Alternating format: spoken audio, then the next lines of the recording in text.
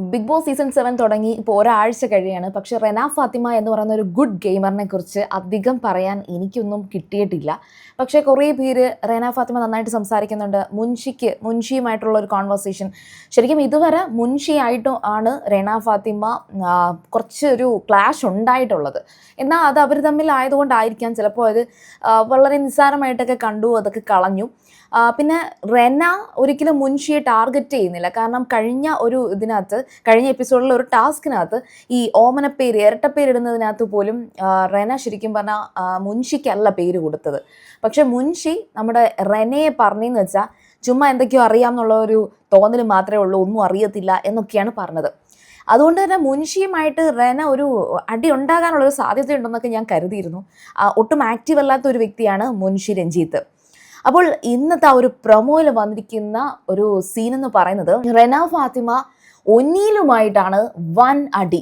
ശരിക്കും പറഞ്ഞാൽ ഈ ഒരു അടിയുടെ ഒരു ചെറിയ കാരണം പ്രൊമോയിൽ എക്സ്പ്ലെയിൻ ചെയ്യുന്നുണ്ട്. അത് പറയുകയാണെങ്കിൽ, ഒന്നും അറിയത്തില്ല, നീയൊക്കെ വെറും ജെൻ ആൽഫ വെറും കീടമാണ് എന്നൊക്കെയാണ് വിളിച്ച് പറയുന്നത് ഒന്നീൽ. ശരിക്കും പറഞ്ഞാൽ ഈ ഒരു ഡയലോഗ് എന്ന് പറയുന്നത് ഒന്നീൽ പറയുന്നത് റെനയെടുത്താണെങ്കിലും ഒരു ജനറേഷൻ ഗ്യാപ്പിനകത്തുള്ള ഒരു ഫ്രസ്ട്രേഷൻ ഉണ്ട്. നിങ്ങൾക്ക് തന്നെ അറിയാം, ഈ കൂട്ടത്തിൽ റെനയാണ് ഏറ്റവും യങ്ങസ്റ്റ് ആയിട്ടുള്ള ഒരു വ്യക്തി. അതുപോലെ ഒന്നീൽ എന്നൊക്കെ പറഞ്ഞാൽ കുറച്ച് ഏജ്ഡ് ആയിട്ടുള്ള ഒരാൾ തന്നെയാണ്. അപ്പം കണക്ട് ചെയ്യാൻ പറ്റത്തില്ല, അവർ തമ്മിൽ കണക്ട് ചെയ്യാൻ പറ്റത്തില്ല. പക്ഷേ റെന എന്ന് പറയുന്ന വ്യക്തിയുടെ ടോക്കും കാര്യങ്ങളും ഒക്കെ കുറച്ച് ബുദ്ധിയുള്ള കണക്കുള്ള സംസാരങ്ങളൊക്കെയാണ് അവിടെ ഉള്ളത്. അത് വെറും സംസാരം മാത്രമാണോ, പുറത്ത് എങ്ങനെയാണോ എന്നൊന്നും നമുക്കറിയത്തില്ല. ഏതായാലും ബിഗ് ബോസ് ഹൗസിനകത്ത് വളരെ ഇൻ്റലക്ച്വൽ ആയിട്ടൊക്കെ തന്നെ സംസാരിക്കുന്ന, വളരെ കാം ആൻഡ് കൂളാണ്. ഇടയ്ക്ക് എന്തെങ്കിലും പ്രൊവോക്ക് ചെയ്ത് എന്തെങ്കിലും സംസാരിക്കേണ്ടി വന്നാൽ ആൾ സംസാരിക്കാറുണ്ട്. പിന്നെ ഒരു കുട്ടി ആയതുകൊണ്ട് തന്നെ ശബ്ദം കുറച്ചൊന്നും പുറത്ത് കേൾക്കുന്നില്ല എന്നെനിക്ക് തോന്നിയിട്ടുണ്ട്. അതായത് ഒരു ക്യാമറ പ്രസൻസിലേക്ക് വരാൻ വേണ്ടിയിട്ട് ഒന്നും ചെയ്തിട്ട് അങ്ങോട്ട് ഏൽക്കുന്നില്ല എന്നാണ് എനിക്ക് തോന്നിയത്. ചെയ്യുന്നില്ല എന്ന് എനിക്ക് പറയാൻ കഴിയില്ല, കാരണം ലൈവിലൊക്കെ ആൾ അവിടെയൊക്കെ നല്ലതായിട്ട് സംസാരിക്കുന്നുണ്ട്. പിന്നെ അതുപോലെ തന്നെ ഇവരുടെ ഒരു കൂട്ടത്തിൽ പെടാൻ ഇതുവരെ റെനയ്ക്ക് സാധിച്ചിട്ടില്ല. കൂട്ടത്തിൽ പെടുക എന്ന് ഉദ്ദേശിച്ചത് നമ്മുടെ ഷാരിക, അതുപോലെ രേണു സുധി, അനുമോള്, പിന്നെ ആദില, നൂറ, ഇവരുടെയൊക്കെ ഒരു ടോക്കിൻ്റെ ഇടയിൽ വരുമ്പോഴത്തേക്കും ശരിക്കും പറഞ്ഞാൽ റെന ഒന്ന് ഒറ്റപ്പെടുന്നുണ്ട്. റെന അന്നേരം അങ്ങോട്ടേക്ക് വലിഞ്ഞു കയറി ചെന്ന് എന്നെയും ഹോട്ട് സീറ്റിലിരുത്തു, എന്നെയും ഇൻ്റർവ്യൂ ചെയ്യൂ. അപ്പം ബിന്നി പറയുന്നുണ്ടായിരുന്നു, ഈ കാശ് പ്രൊഡ്യൂസർ തരത്തില്ല, ഈ കാശ് കയ്യിൽ നിന്നിട്ട് റെന തന്നെ തരണം. അപ്പോൾ തമാശയായിട്ടാണെങ്കിലും റെന അത് അക്സെപ്റ്റ് ചെയ്യുന്നുണ്ട്. ഈ കാശ് ഞാൻ തന്നെ തരും, എന്നെയും കൂടെ ഇൻ്റർവ്യൂ ചെയ്യുക എന്നൊക്കെ പറഞ്ഞിട്ടാണ് ഷാരികയുടെ മുന്നിൽ ഹോട്ട് സീറ്റിലിരുന്ന് ഇൻ്റർവ്യൂ ചെയ്യുന്ന ഒരു സീൻ ഉണ്ടായിരുന്നു ലൈവിൽ. അപ്പോൾ ഇതൊക്കെ ശരിക്കും പറഞ്ഞാൽ റെനയുടെ ഒരു പ്രസൻസ് റെന തന്നെ കൊണ്ടുപോയി കൊടുക്കുകയാണ്. ഒരു സ്പേസ് ഉണ്ടാക്കാൻ റെന കുറച്ച് കഷ്ടപ്പെടുന്നുണ്ട്. പക്ഷെ അതിൻ്റെ ഇടയിലാണ് എന്തോ ഒരു പ്രശ്നത്തിൻ്റെ പേരിൽ ഒന്നീൽ റെനയുമായിട്ട് വലിയൊരു വഴക്കിലേക്ക് എത്തുന്നത്. റെന ഒരുപാട് തർക്കിച്ച് ഓപ്പോസിറ്റ് പറഞ്ഞു നിൽക്കും എന്നെനിക്ക് തോന്നുന്നില്ല. കാരണം എന്ന് വെച്ചാൽ റെന ഒരു പരിധി വരെ ബഹളം വെച്ചിട്ട് റെന അത് സ്റ്റോപ്പ് ചെയ്യാനാണ് സാധ്യത.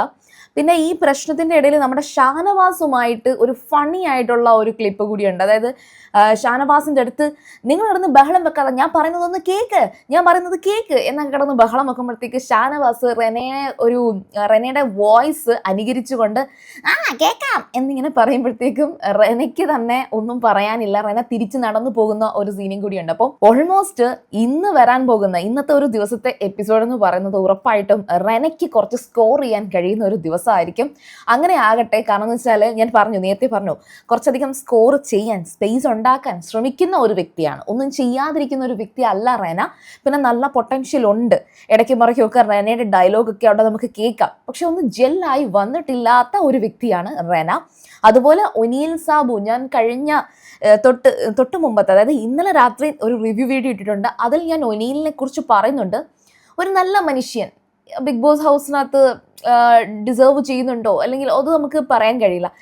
ബിഗ് ബോസ് ഹൗസിനകത്ത് എങ്ങനെയോ, പക്ഷെ ഒരു നല്ല മനുഷ്യനായിട്ട്, നല്ല വ്യക്തിയായിട്ട് എല്ലാവരുടെയും മുന്നിൽ ചിരിച്ച് ഫുഡൊക്കെ ഉണ്ടാക്കി ബിഗ് ബോസ് സ്വന്തമായിട്ടൊരു ഷെഫിനെ വെച്ചു എന്നാണ് ഒനീലിനെ കുറിച്ച് പറയാനുള്ളത്. ഈ സീസണിലാണ് ഇത്രയും നല്ലൊരു ഷെഫിനെ കിട്ടിയത്.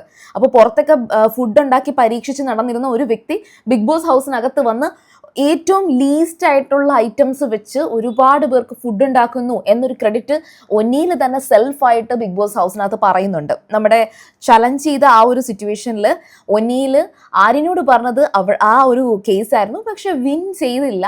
അതൊന്നും വിൻ ചെയ്യില്ല കേട്ടോ. കാരണം എല്ലാ സീസണിലും കിച്ചണും കാര്യങ്ങളും എല്ലാം അവിടെ തന്നെയുണ്ട്. കിച്ചണിൽ കുറേ നേരം നിന്നതുകൊണ്ടോ എല്ലാവർക്കും ഫുഡ് ഉണ്ടാക്കിയത് കൊണ്ടൊന്നും ബിഗ് ബോസിലുള്ള മറ്റ് മത്സരാർത്ഥികൾക്ക് ആ നന്ദി ഉണ്ടാവേണ്ട കാര്യമില്ല. അങ്ങനൊരു കാര്യം ഇല്ല. അപ്പോൾ അതാണ് റെനയും ഒനീലും തമ്മിലുള്ള ഒരു സീൻ വരുന്നത്.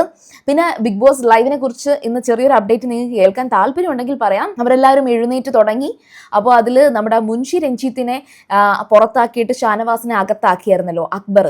ശരിക്കും പറഞ്ഞാൽ അവരുടെ പ്ലാൻ എന്ന് പറഞ്ഞാൽ മുൻഷി ചേട്ടൻ എന്തായാലും കിടന്നുറങ്ങിക്കോളും, കട്ടിലിൽ കിടന്നുറങ്ങിക്കോളും എന്നൊക്കെയാണ് അവർ കരുതിയിരുന്നത്. ഈ ഗേൾസ് 3 പേരും താഴെ ഇരുന്നിട്ട് മുൻഷി ചേട്ടൻ അകത്തിരിക്കുമെന്നായിരിക്കാം. അങ്ങനെയാണെങ്കിൽ മുൻഷി ചേട്ടനെ പുറത്താക്കാം, അല്ലെങ്കിൽ തിരിച്ചും സംഭവിക്കാം. മുൻഷി ചേട്ടൻ അവിടെ ഇരുന്നാലും ഇപ്പം ജിസേലോ അല്ലെങ്കിൽ ഷൈറ്റിയോ ബിൻസിയോ അങ്ങനെ കട്ടിലിൽ കിടന്നാൽ പൊക്കിയെടുക്കാം എന്നൊക്കെയാണ്. പക്ഷേ മുൻഷി ചേട്ടനെ സമ്മതിച്ചു കൊടുത്തു. ആ കസേരയിൽ ഇരുന്ന് അതേ കണക്കിരിക്കുകയായിരുന്നു രാവിലെ വരെ. പിന്നെ എന്താണ് ജിസേൽ രാവിലെ അത് കോംപ്ലിമെന്റ് ചെയ്യുന്നുണ്ട് മുൻഷി ചേട്ടൻ്റെ അടുത്ത്. അതുപോലെ തന്നെ ഷാനവാസ് ഇറങ്ങി വരുന്നതിന് മുന്നേ തന്നെ അവർ ഷാനവാസിനെ കുറിച്ചുള്ള ഗോസിപ്പ് തുടങ്ങി. ഷാനവാസ് ചേട്ടൻ ചെയ്തത് ഭയങ്കര ക്രൂരതയാണ്, ചതിയാണെന്നൊക്കെ പറയുന്നുണ്ട്.